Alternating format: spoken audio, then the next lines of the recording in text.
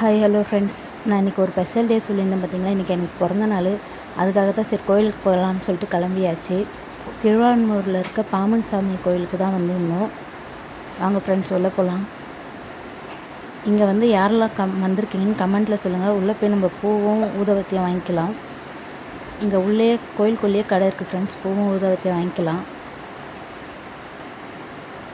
இதுதான் பாமன் சாமி, முருகருடைய தீவிர பக்தர்.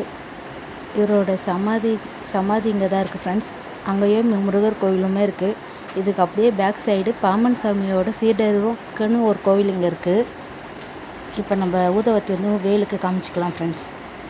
வராதவங்க கண்டிப்பாக ஒரு வாட்டி இந்த கோயிலுக்கு வாங்க. ரொம்ப விசேஷமாக இருக்கும். நம்ம என்ன ஒரு மனக்கவலையில் வந்தாலும் இங்கே வந்து ஒரு 10 நிமிஷம் உட்காந்தா போதும். நம்மளுக்கு அவ்வளோ மன நிம்மதியாக ஒரு அமைதியாக இருக்கும். நான் அதை நிறையா உணர்ந்துருக்கேன். கண்டிப்பாக வராதுங்க வாங்க. இங்கே வந்து பௌர்ணமி, கிருத்திகை, சஷ்டி அப்போல்லாம் ரொம்ப விசேஷமாக இருக்கும். இப்போ வந்து கூட்டம் கொஞ்சம் கம்மியாக இருக்குது.